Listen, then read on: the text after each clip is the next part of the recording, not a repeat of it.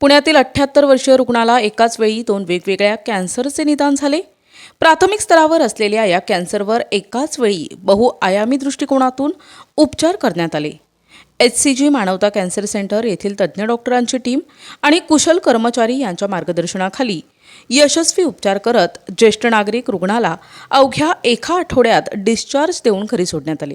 त्यामुळे कॅन्सरवर प्रभावी उपचार होत असल्याचा संदेश राज्य, देश आणि आंतरराष्ट्रीय स्तरापर्यंत पोहोचला आहे, अशी माहिती HCG मानवता कॅन्सर सेंटर तसेच किम्स मानवता हॉस्पिटल आणि सिक्स सिग्माचे व्यवस्थापकीय संचालक तथा chief of surgical oncology and robotic services प्राध्यापक डॉक्टर राज नगरकर यांनी पत्रकार परिषदेत दिली आहे।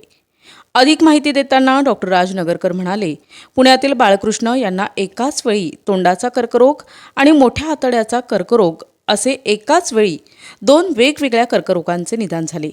ही परिस्थिती वैद्यकीय क्षेत्रातील एक मोठे आव्हान होती। उपचारासाठी अत्यंत सूक्ष्म नियोजन आणि समन्वयाची आवश्यकता होती। रुग्णावर सुरुवातीला कोलन कॅन्सरसाठी रोबोटिक शस्त्रक्रिया करण्यात आली। त्यानंतर एका आठवड्याच्या विश्रांतीनंतर त्यांच्या तोंडाच्या कर्करोगावर शस्त्रक्रिया करण्यात आली। दुसऱ्या शस्त्रक्रियेनंतर एक आठवडा रुग्णालयात वैद्यकीय निगराणीखाली ठेवल्यानंतर त्यांना स्थिर अवस्थेत डिस्चार्ज देण्यात आला। एकाच वेळेस एका पेशंटला एकापेक्षा जास्त कॅन्सर्स असण्याचं निदान अनेक वेळेस झालेलं आहे, परंतु 78 वर्षीय पुणे येथील सिनियर सिटीजन यांना तोंडाचा कॅन्सर आणि आतडीचे कॅन्सर हे दोन्ही कॅन्सरचं जेव्हा निदान झालं त्यावेळेस फॅमिली खूप डिस्टर्ब झालेली होती, कारण बाबांना हृदयाचा पण त्रास होता, मेंदूचा पण एक पॅरालिसिसचा झटका येऊन गेलेला होता, डायबिटीज, BP शिवाय दम्याचे पण त्रास होते।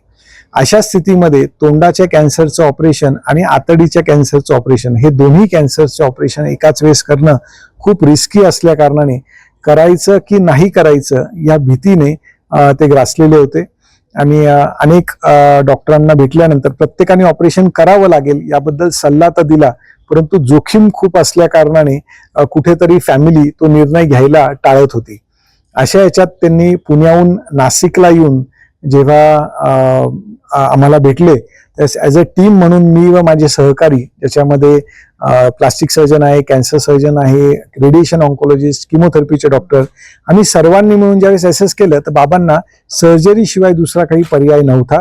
रिस्क समजून सांगितल्यानंतर त्यांनी सर्व मान्य केलं आणि आम्ही त्यांच्या दोन्ही सर्जरीज केल्या। पहिली सर्जरी मोठ्या आतड्याच्या कॅन्सरसाठी रोबोटिक शस्त्रक्रिया करण्यात आली। ती सर्जरी केल्यानंतर 5 दिवसानंतर बाबांना डिस्चार्ज करून आठवडाभर ते नाशिकमध्येच थांबले आणि पुन्हा दुसऱ्या सर्जरीसाठी ऍडमिट होऊन त्यांच्या हिरडीचा भाग म्हणजे हाडाचा भाग काढून, गळ्यातल्या ग्रंथी काढून प्लास्टिक सर्जरी करून परत तिथे दुसरं हाड लावण्यात आलं। 3 आठवड्यांमध्ये नाशिकमध्ये त्यांचा जो मुक्काम होता, या 3 आठवड्यामध्ये त्यांच्या दोन्ही शस्त्रक्रिया व्यवस्थितपणे सुखरूपरित्या झाल्या आणि ते पुन्हा पुण्याला आपल्या घरी गेले। इनफॅक्ट यांच्याबद्दल थोडंसं कौतुकास्पद असं होतं की त्या कुटुंबियांनी दाखवलेला विश्वास आणि ॲज अ टीम म्हणून जेव्हा सर्व टीम वेगवेगळ्या स्पेशालिटीज एकत्र येऊन काम करतात तर निश्चितपणे दोन्ही मोठे जोखमीच्या शस्त्रक्रिया एकाच वेळेस करता येणं शक्य असतं।